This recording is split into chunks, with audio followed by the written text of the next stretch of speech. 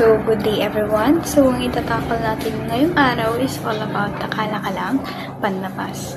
So, first, sinasabi niya dito na no man is an island. Sinasabi na no man is an island kasi hindi naman na ibig sabihin na wala namang taong mag-isa, kaya niyang mag-isa, diba? So, kailangan din natin ng mga makukuha natin sa ibang tao. So, hindi naman lahat ng pangangailangan natin is kaya nating masustusan.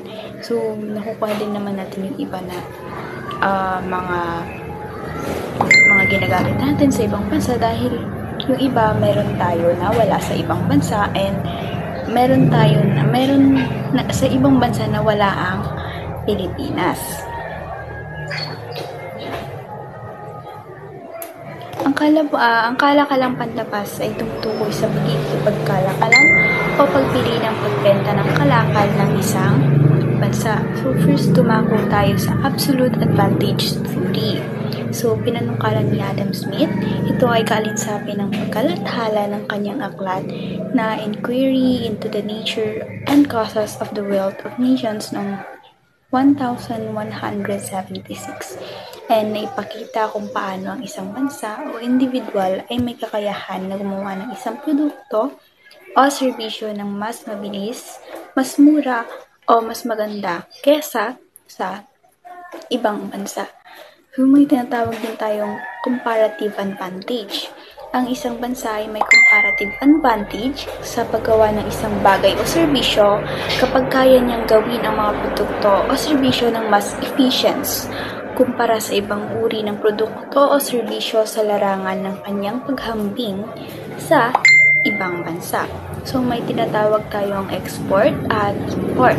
So, pag sinabing export, ito yung tumutukoy sa pagluluwas ng mga produkto o serbisyo sa pandaigdigang pamilihan. So, ang example neto is mga bigas, mga makina tulad ng sa Japan, mga kotse, ganon. And import, ito naman is tumutukoy sa pagpasok sa lokal na pamilihan ng mga produkto o serbisyo mula sa ibang bansa. So, yung mga tulad ng ini-import is yung mga salmon, ganyan. So, may tinatawag tayo dito ang trade deficit. Kung mas mataas ang import sa export, tinatawag natin yung deficit. Pag sinabi namang trade surplus, ito yung kung mas mataas ang export sa import. So, next tayo kung ano yung mga benefits ng kalakalang panlabas. So, number 1 is mas maraming produkto ang mapagpipilian ng Pilipinas. Number 2, pagkakaroon ng mas maraming pagpipilian.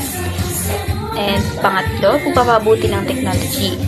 At pagpapalakas natin ng relationship sa ibang bansa. And ano nga ba yung mga negative effect o mga hamon sa pagkikipagkalakalan? So, number 1, unang-una dyan is nagiging palaas sa mga mamamaya sa produktong imported.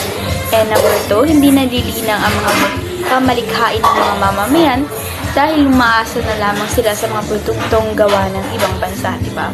So, pangatlo is pagkawalan ng sariling pagkakakilanlan, bunga ng pagpasok ng dayuhang kultura sa lipunan. So, yun lamang yung kalakalang panlabas.